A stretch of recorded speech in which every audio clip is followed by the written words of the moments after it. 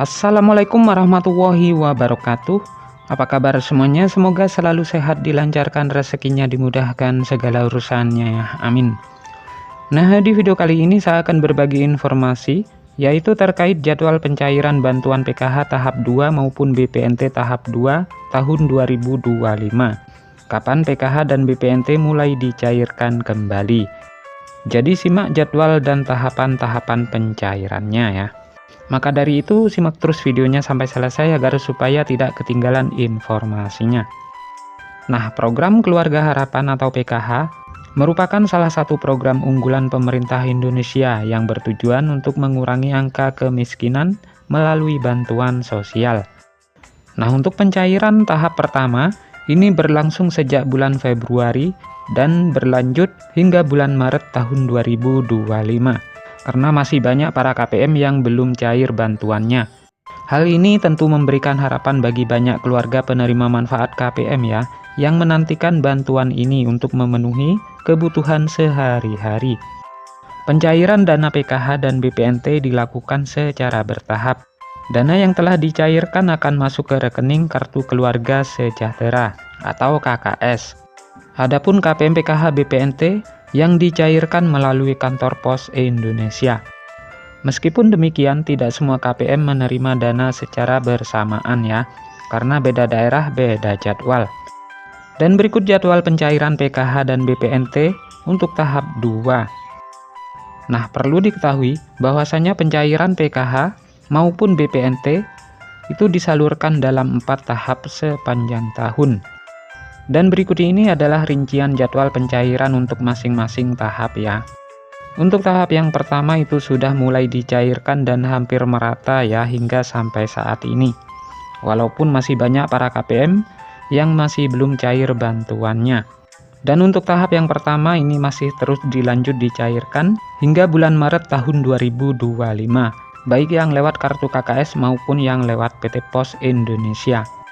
Sedangkan untuk tahap 2 ini akan kembali dicairkan di antara bulan Mei dan Juni.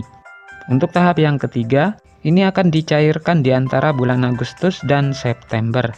Dan tahap yang keempat, di antara bulan November dan Desember, baik PKH maupun BPNT. Nah, dengan adanya jadwal ini diharapkan KPM dapat mempersiapkan diri ya, dan mengatur keuangan mereka dengan lebih baik, terutama dalam menghadapi kebutuhan yang mungkin meningkat di setiap tahapan pencairan.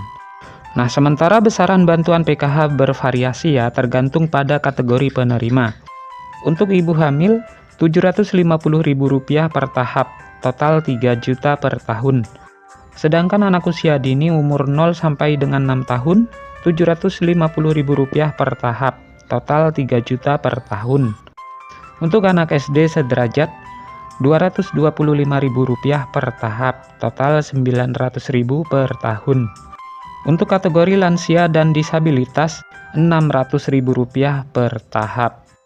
Nah, dengan adanya variasi besaran bantuan ini, pemerintah berharap dapat mencakup berbagai kebutuhan yang berbeda dari setiap kategori penerima, sehingga bantuan yang diberikan lebih tepat sasaran.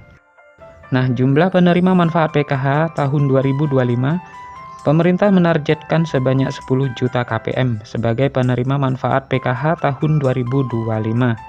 Target ini menunjukkan komitmen pemerintah dalam mengentaskan kemiskinan dan memberikan dukungan kepada masyarakat yang membutuhkan. Dengan jumlah penerima yang besar, diharapkan program ini dapat memberikan dampak positif yang signifikan terhadap perekonomian keluarga penerima.